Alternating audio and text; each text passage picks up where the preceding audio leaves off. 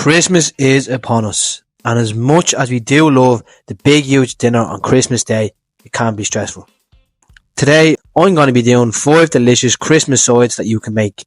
Maybe this is your first time cooking the Christmas dinner and you're struggling to think of what to make, or you're looking for some sides that you can prep in advance and freeze, or that are really easy and quick to cook on the day but will still be delicious. So let's rock. We'll start things off by making the sides that can be prepped well ahead of time, can be frozen and reheated well, which are the honey mustard pigs and blankets and the stuffing. For the pigs and blankets, it's super easy. I'm doing enough here for 16 pigs and blankets. Get your streaky bacon, lay out on a bacon tray and stretch it thin with a fork or a spoon. This makes it much easier to roll nice and tight. Now if you want your sausage cocktail size, slice the bacon in half and same the sausages. But if not, if you want the whole, just leave the sausages and the bacon as they are. Use some spray oil to coat the bacon, as this will make it easier for the bacon to stick to the sausages. Add your cocktail size sausages and roll them nice and tight. Whack them in a preheated oven at around 170 degrees, around 15 to 20 minutes. Just keep checking on them because all ovens are different. While they're cooking away, we're going to make the honey mustard glaze. It's really easy. Just to a bowl, add 2 tablespoons of Dijon mustard, 2 tablespoons of honey, 1 tablespoon of olive oil, and a few cracks of black pepper and salt. Make sure you give it a taste, see if you're happy with the salt and pepper levels. And take your sausages out, pour half the glaze over those pigs and blankets, and turn the heat down to around 150 and put them back in the oven for around 10 to 12 minutes. Now before you put on the rest of the glaze, you can just freeze these if you want, and then defrost them properly on the day you're making your Christmas dinner. Just make the glaze again and pour it all over, because it's super quick and easy to make. Obviously if you want them now, just pour the rest of the glaze over. You can do these in the air fryer as well. Just bear in mind they're going to have to give it a proper clean after you do, because the fat from the bacon and obviously all the glaze will leak the bottom of the air fryer. Oh yeah, there we go. It's super easy to make. Look at the glaze and the caramelization the honey has made on these pigs and blankets.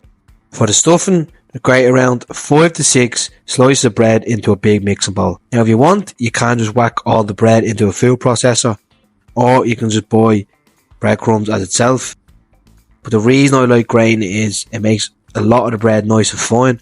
Also leaves some nice chunks of bread there as well. So you have a nice balance and mix of textures, and the big chunks get nice and crispy. Then to a pan, turn it to medium high heat, add 2 tablespoons of butter and a splash of olive oil, and toss in 1 large finely diced onion.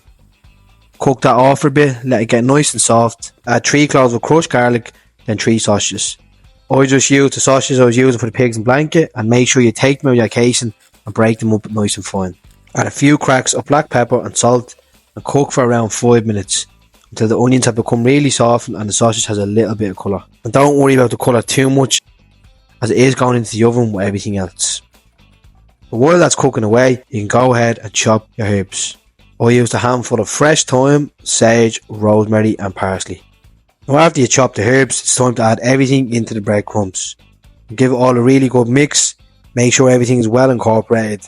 Then add around 500ml of good quality chicken stock. Mix that all in well, then spread out evenly on a baking tray. Toss that into a preheated oven for around 35 minutes on 180 degrees. And every 10 minutes, take it out and give it all a good mix. Now, as you can see, the top gets nice and crispy, but the middle is obviously still moist. So that's why I like to mix it around every 10 minutes, so there will be crispy bits all around the stuffing. Now don't worry if you think this is too moist. The longer this is in the oven, it will soak all that chicken stock up. And you don't want your stuffing to be too dry anyways. You want it to be just like this. Some nice crispy bits on the top, and when you scoop it out, see, you can still see some moisture on the spatula. That's what we want. We don't want the stuffing to be too dry. Now you can have this now, or as I said, and cook this ahead of time. You can freeze this and heat it back up properly on Christmas Day to save yourself some time. And now it's time for the cauliflower cheese, one of my favourites. We'll start off by breaking the tips off the cauliflower, laying it out on a baking tray and seasoning with some olive oil, salt and pepper. Then toss that into a preheated oven for around 15 minutes on 200 degrees. You want some nice colour and char on your cauliflower. That's extra flavour. There's no need to boil the cauliflower for this recipe. Tossing it in the oven, then in the cheese and back in the oven is enough, and it's more tastier. While it's in the oven, go ahead and make the sauce. Take out your pot or your pan, turn the heat to medium, then add 1 tablespoon of butter. When melted, add equal parts flour and make sure you mix all the flour out. Then gradually add some milk while you keep whisking until there's no lumps and you have a nice consistency. Season it with some salt, pepper and a little bit of nutmeg. Then take it off the heat and gradually keep adding your cheese and mixing. For the cheese blend, I use white mature cheddar and some red Leicester. You use whatever cheese blend you want. When you're happy with the consistency, go ahead and chop some spring onions and mix them all in. Take out your cauliflower and add into a baking tray, a baking dish or an oven proof pan. For example, I'm using my cast iron skillet. Now look at the colour in that cauliflower.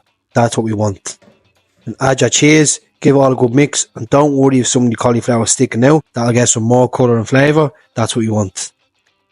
And for the breadcrumbs, I just use some leftover breadcrumbs and seasoning I had from the stuffing. This is what I love about making all these sides. You can utilise a lot of the ingredients for several of the dishes. Then whack that back into the oven for 20 minutes on 200 degrees until it's golden brown on top. For the last 2 minutes, I like to add a little sprinkle of cheese, pour it under the broiler for some extra colour and crust. The one thing I'll say about this dish is, don't be afraid to give it a bit of colour and a bit of char. If the cauliflower and the cheese gets a good bit of colour, that's what you want.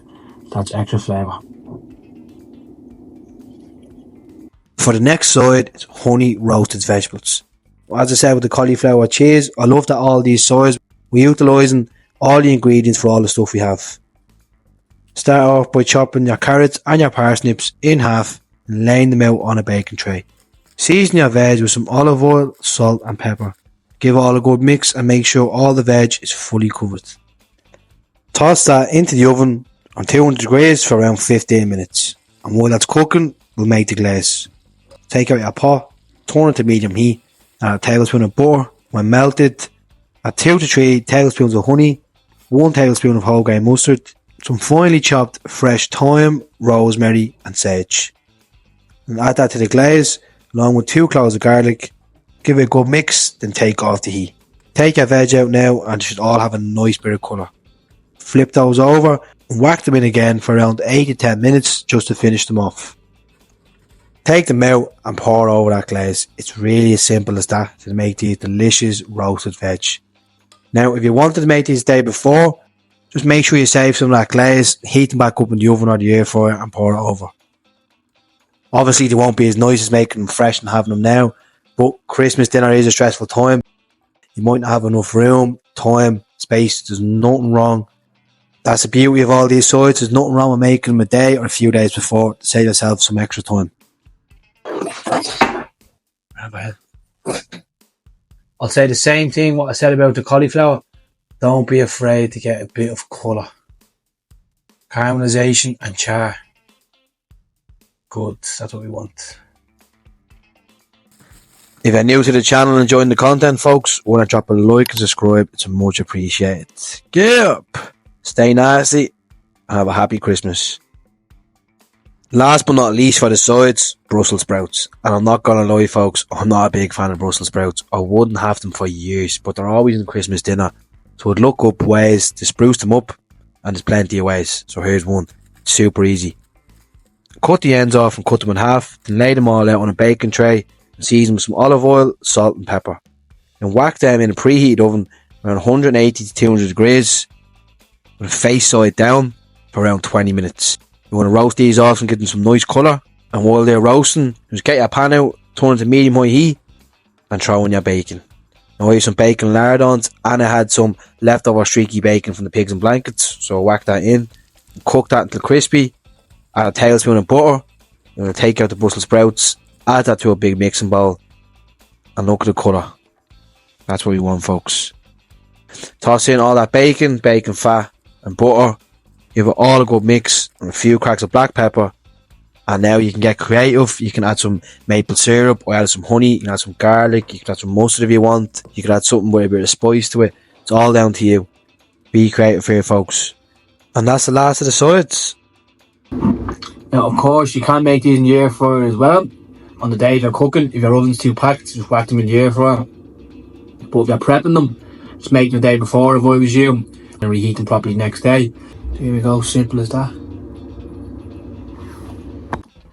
Now, before my last outro, I just want to take this time to say I hope you all have a really happy and healthy Christmas to you and your families. I love you all. I really appreciate all the support. I actually, as a cooking channel, never thought I'd get past 1,000 subscribers without having a fancy camera, fancy kitchen, fancy equipment.